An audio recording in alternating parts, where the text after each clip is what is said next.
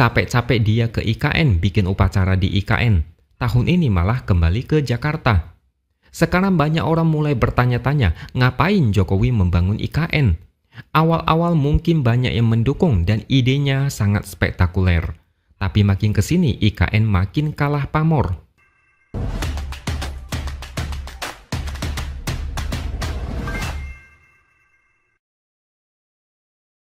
Halo, bertemu lagi dengan saya, X Hardy, di Opini Siwar.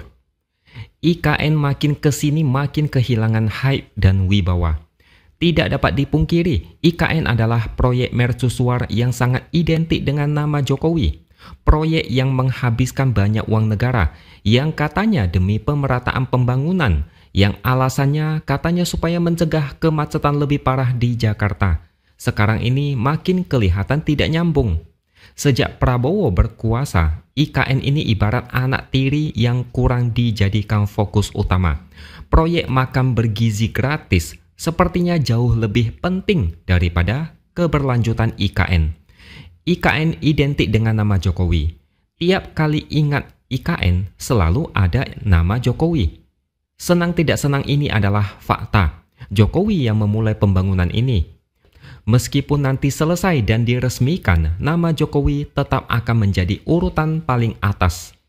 Mungkin ini adalah salah satu alasan kenapa Jokowi membangun IKN. Dia ingin branding politik yang kuat. Apalagi kalau sekarang kita melihat dia mondar-mandir sibuk sana-sini setelah pensiun, seperti orang yang tidak bisa move on. Sepertinya Jokowi memang berniat dipuja-puja seumur hidup melalui IKN. Tapi sayang, di era Prabowo, IKN seperti kurang gigi, agak ompong, pembangunan agak sedikit terlambat. Anggaran untuk IKN tahun ini kena pangkas karena Prabowo efisiensi besar-besaran. Kalau tidak salah, dipangkas 1 triliun lebih. Dan yang lebih memalukan, IKN sempat menjadi trending topik di media karena kabar kegiatan Open BO yang marak di daerah itu. Kalian bisa bayangkan, IKN calon ibu kota negara, pembangunan digadang-gadang bakalan super megah, ternyata menjadi sarang prostitusi. Dan yang terbaru, peringatan hari ulang tahun RI tahun ini tidak lagi digelar di IKN, tapi kembali digelar di Jakarta. Tahun lalu Jokowi melakukan itu di IKN. Terlepas dari apapun alasan perayaan hari ulang tahun RI bukan di IKN, sedikit banyak ada faktor efisiensi, biaya, dan politik. Kalau Prabowo mau efisiensi, memang sebaiknya tetap di Jakarta. Bikin perayaan di IKN, tambah anggaran untuk membawa orang-orang, akomodasi dan logistik di IKN. Kalau dari segi politik, mau tidak mau kita harus bahas tentang Jokowi. Bahkan DPR aja mendukung perayaan dilakukan di Jakarta. Jokowi pastinya kecewa karena proyek kesayangannya seperti tidak dianggap atau dipandang sebelah mata. Ketika ditanya, Jokowi mengaku mendukung keputusan pemerintah menggelar di Jakarta. Dan kalian harus ingat rumusnya. Apa kata Jokowi? Biasanya itu berarti sebaliknya. Ngomong sih dukung, tapi dalam hati bisa saja dia kecewa bahkan ngamuk. Capek-capek dia ke IKN bikin upacara di IKN. Tahun ini malah kembali ke Jakarta. Sekarang banyak orang mulai bertanya-tanya, ngapain Jokowi membangun IKN? Awal-awal mungkin banyak yang mendukung dan idenya sangat spektakuler. Tapi makin kesini IKN makin kalah pamor.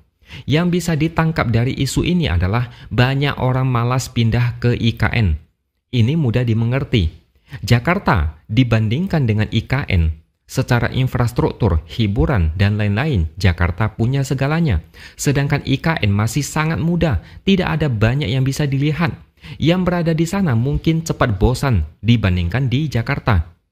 Alhasil, IKN hanya dianggap ajang buang-buang uang. Belum lagi kita dibohongi oleh Jokowi tentang jumlah investor yang mau invest di IKN. Katanya jumlah investor yang antri membludak oversubscribe. Jokowi mengaku kaget. Dia entah pura-pura kaget atau dikibuli oleh orang-orang di dekatnya sehingga tidak tahu IKN itu tidak laku. Untuk mengurangi rasa malu, dipanggillah para konglomerat dalam negeri ke IKN supaya kelihatan IKN itu banyak peminat. Upacara perayaan hari ulang tahun RI di Jakarta adalah tanda runtuhnya wibawa dan muka Jokowi. Dia berusaha memamerkan IKN, tapi sekarang tidak ada yang mau ke sana, ribet dan bikin capek. Jokowi mau eksis lewat IKN, tapi banyak yang tidak setuju, banyak yang kurang senang. Memang mau tidak mau pemerintah suatu hari harus pindah ke sana, kecuali ada gerakan yang disengajakan supaya IKN ini mangkrak. Tapi yang kita lihat saat ini, mereka ogah-ogahan pindah ke sana. Semoga Jokowi tabah menerima kenyataan ini. Proyek mercusuarnya tidak membuat banyak orang antusias. Sebagian yang dulunya mendukung sekarang ikut menentang. Jokowi berusaha tegar, sok ikut mendukung. Tapi kita tahu isi hatinya seperti apa. Kadang saya pikir kenapa Jokowi sekarang masih kelihatan sibuk mondar-mandir bolak-balik ketemu pejabat penting. Apakah mereka mengundang Jokowi?